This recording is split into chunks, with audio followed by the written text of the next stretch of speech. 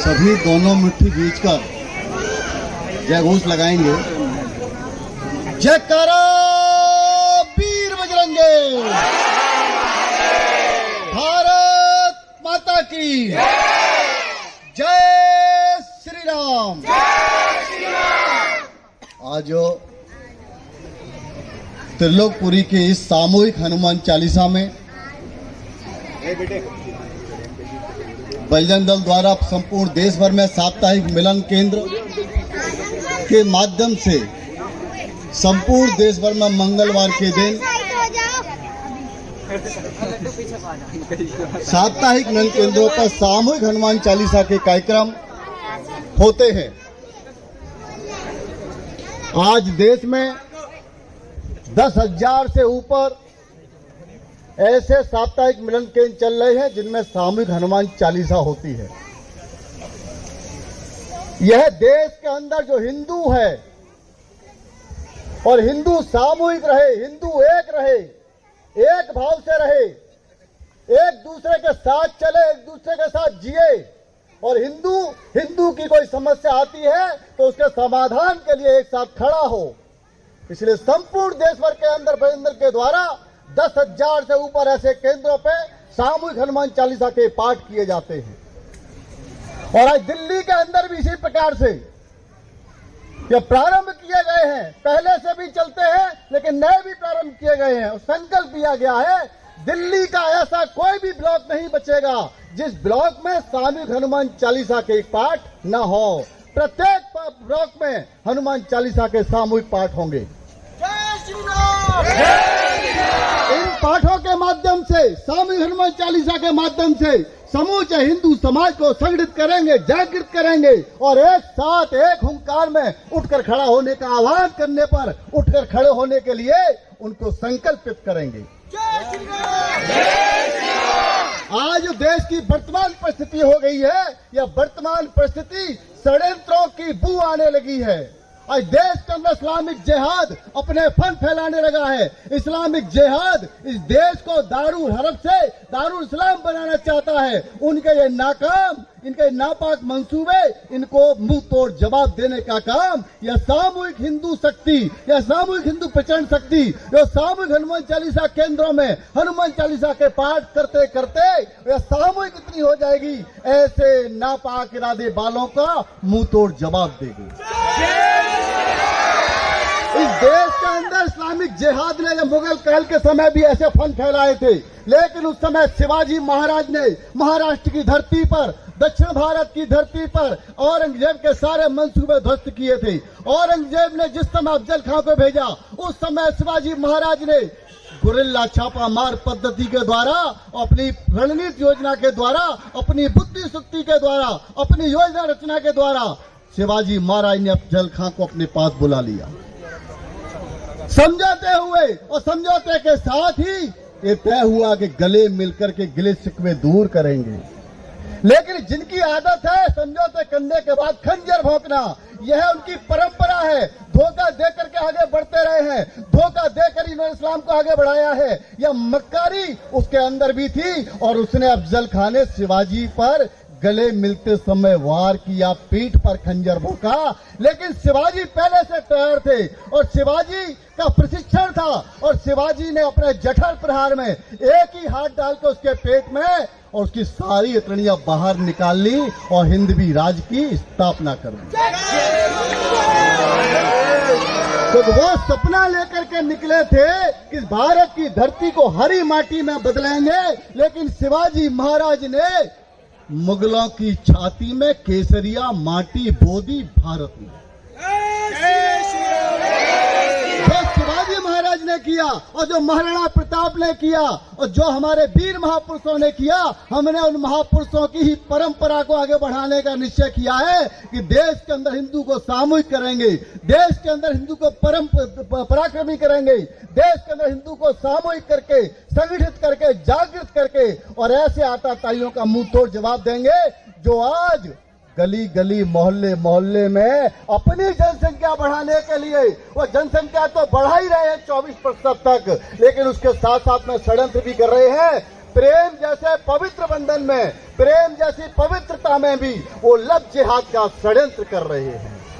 ये जो लव जिहाद का षड्यंत्र कर रहे हैं, हिंदू लड़की के गर्भ से मुस्लिम बच्चे पैदा करना, ये जो हिंदू लड़की के गर्भ से मुस्लिम बच्चे पैदा करके अपनी जनसंख्या को बढ़ाने का षड्यंत्र रच कर बैठे हैं गली गली में, ऐसे आताताइयों को जो हमारी बहन बेटी के ऊपर ऐसी तिरछी नजर डालेगा, अपनी गली मोहल्ले में उसको छेड़ने की कोशिश करेगा या लव जिहाद की कोशिश करेगा, ऐसे आताताई की बाजू उसके कंधे पर नहीं रहेगी। यह सामूहिक हिंदू नौजवान करके दिखाएगा।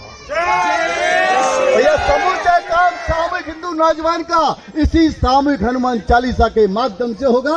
आज संपूर्ण देश में इसके परिणाम भी आने लगे हैं।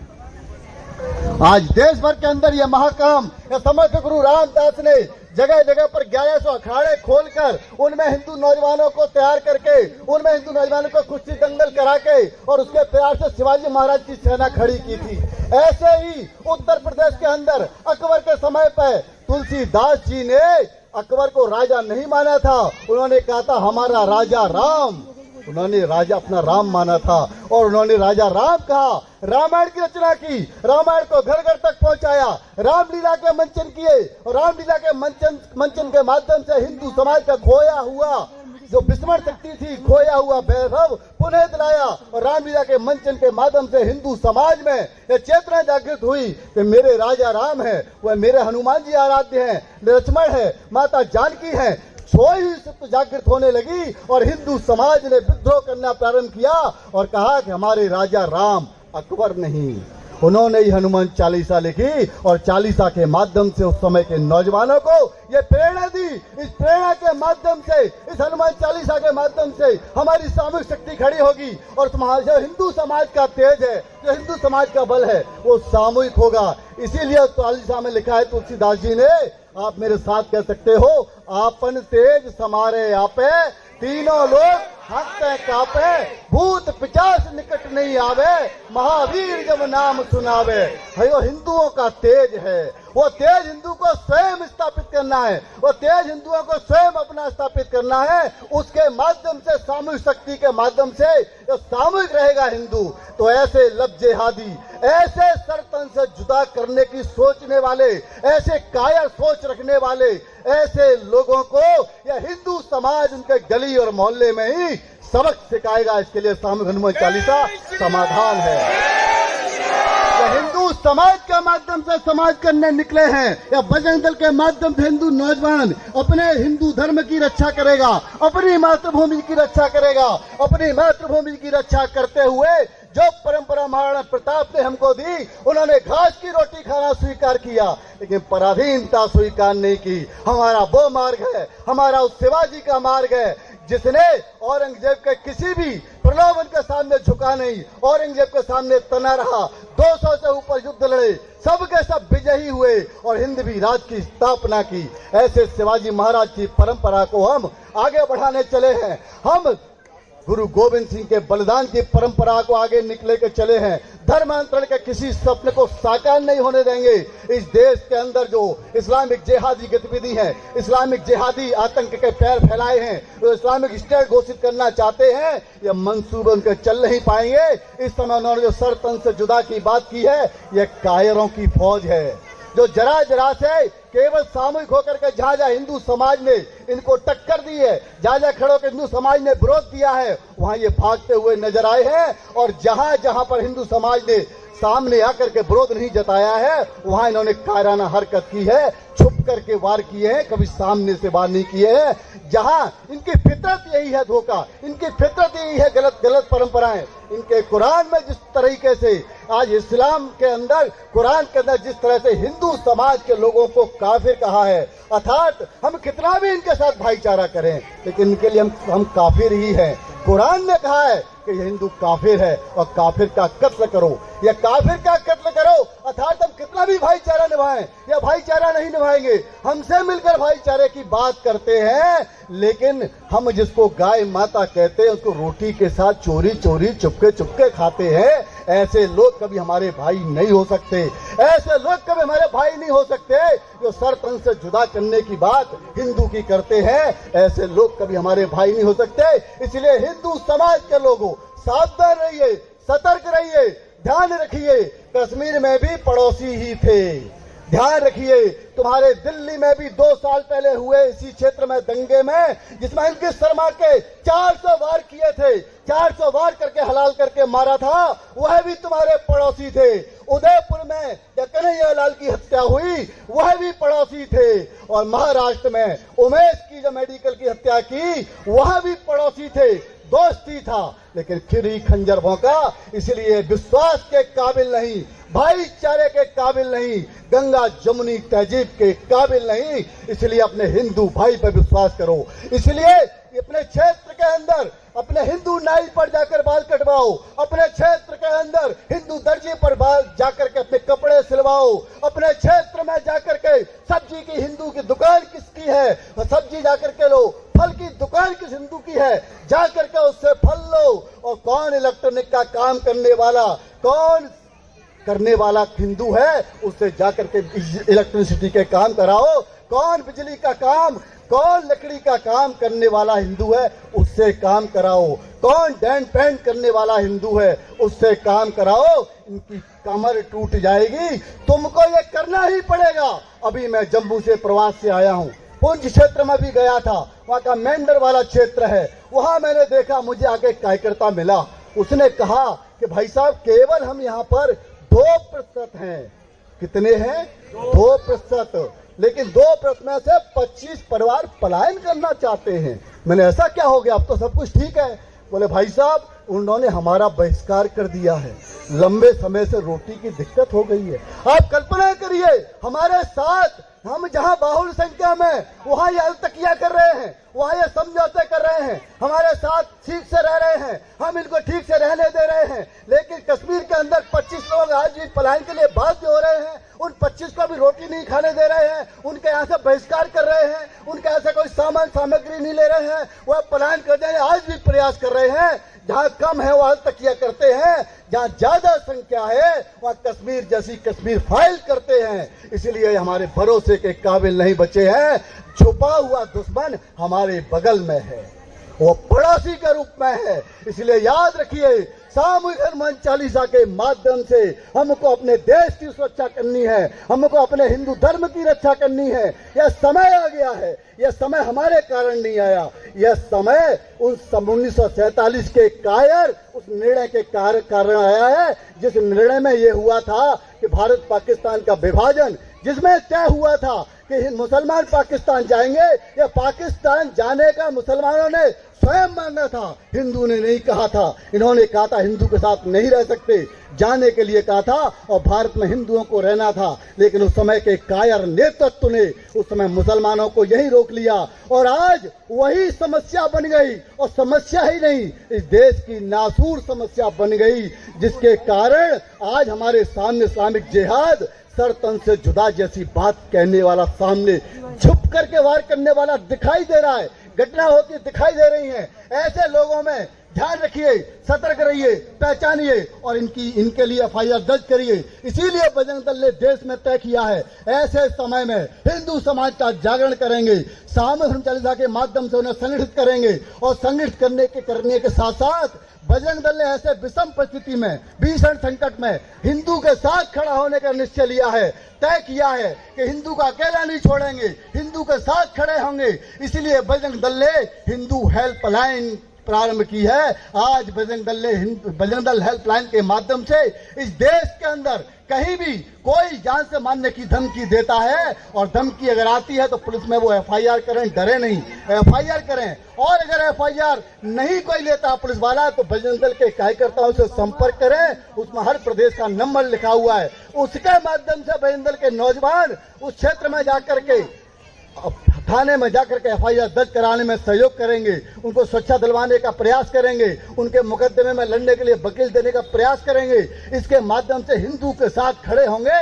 और ऐसे कायर हिजड़ों की फौज जो छुप करके वार कर रही है, ऐसे कायरों को जो इस्लामिक जिहाद का मंसूबा पाल कर बैठे हैं, ऐसे कायरों को इस्लामिक स्टेट का मंसूबा पाल करके बैठे हैं, ऐसे लोगों का मुंहतोड़ जवाब देंगे। इसके लिए बजरंग दल ने अपनी हेल्पलाइन प्रारंभ की है।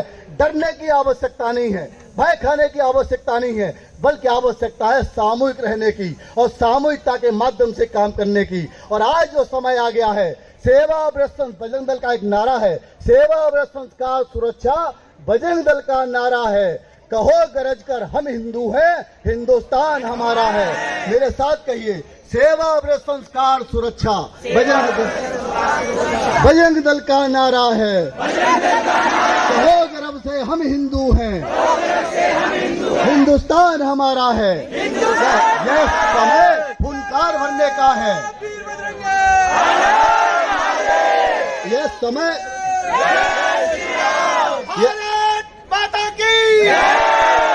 यह समय हुंकार भरने का है। इसीलिए हमारे यहाँ कहा जाता है, बजरंग दल के नौजवानों को देश के अंदर जाना जाता है और पुकारा जाता है, बजरंग दल के चीते हैं अपने दम पर जीते हैं। याद रखना, बजरंग दल का एक एक हिंदू नौजवान इस देश का बजरंग दल का चीते के रूप में है। और हिंदू समाज का ये नौजवान अपने मातृभूमि की रक्षा, अपने धर्म की रक्षा उस चीते की तरह करेगा। किसी भी विधर्मी को अगर कोई आंख उठाकर देखेगा, कोई हाथ उठाएगा हमारी बहन बेटी की तरफ, वो उखाड़ कर दिखाई जाएगी। यह सामूहिक ताकत ही देश को इस तरीके के खतरों से आजाद करेगी, स्वतंत्र करेगी। तो ये बात मैं सिर्फ इसलिए कर रहा हूं, इस देश में जो हमें आजादी मिली 1947 में, याद रखना मित्रों, वो खंडित आजादी है। इस खंडित आजादी नहीं, हमें हिंदू जीवन मूल्य पर चलने वाली स्वतंत्रता चाहिए। इस देश की संसद हिंदू जीवन मूल्य पर चले, ऐसी हमें संसद चाहिए। इसलिए हमारा कर्तव्य बन गया है कि जो पहले त्रुटियां हो गई हैं पुराने नेतृत्व से, उसके स्थान पर हमें वर्तमान समय में हिंदू जीवन पर चलने वाला यह देश चाहिए, हिंदू जीवन पर चलने वाला संसद चाहिए। इसके लिए आवश्यकता हिंदू, सामूहिक हिंदू की है और यह सामूहिक हिंदू के आधार पर देश चलेगा। बजरंग दल ने जब जब देश पर हमला हुआ है, जब जब इस देश के अंदर जब जब हमला हुआ है इस्लामिक जिहाद का, आतंकवाद का, तब तब बजरंग दल अपनी भूमिका निभाई है। कश्मीर घाटी के अंदर 1996 में यात्रा को प्रतिबंध कर दिया गया था आतंकवादी धमकी के कारण, लेकिन उस समय इसी दिल्ली के अंदर से, इसी देश के संपूर्ण देश के अंदर से 50,000 हिंदू नौजवान अपने माथे पर भगवा कफन बांधकर निकला था और कश्मीर घाटी में पहुंचा और जाकर के उसने बाबा अमरनाथ के दर्शन किए। किसी आतंकवादी की, मैं इसीलिए कहता हूं हिजड़ों की फौज है ये, केवल कोरी धमकी देती है, और किसी आतंकवादी की हिम्मत नहीं पड़ी कि वह गोली चला देते। वो जानते थे ये बजरंग दल के नौजवान हैं, इनकी शाखा है पूरे देश में फैली हुई है जो आतंकवाद को संरक्षण देते हैं। उन आकाओं ने पहले से कह दिया था इनको छेड़ना मत।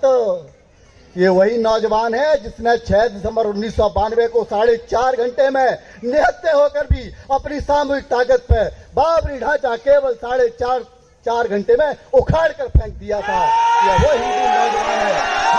हम दो बजरंगी है, कोई सामान्य नहीं है। जब मंसूबे अपने मन पर आएंगे तो इनके मंसूबों का मुंह तोड़ जवाब देंगे, इनके मंसूबों को खाड़ करके फेंकेंगे। यह वही दिल्ली है, याद रखना। जब 1990 में राम जन्मभूमि पर हमको कार सेवा करनी थी, तब इसी दिल्ली के अंदर से इमाम बुखारी ने उस समय कहा था कि हम लॉन्ग मार्च निकालेंगे। हम लॉन्ग मार्च के माध्यम से यहाँ से लाखों लोगों को, मुसलमानों को लेकर जाऊंगा और वहां जाकर के बाबरी ढांचे में नमाज पढ़ूंगा।